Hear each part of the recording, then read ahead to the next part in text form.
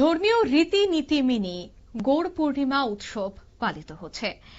ইতিমধ্যে হরিনাম সংকীর্তনের মাধ্যমে এই দিনটি উদযাপন করা হচ্ছে আগরতলার আশ্রম চৌমুহনী স্থিত ইসকন হরে কৃষ্ণ মন্দিরে।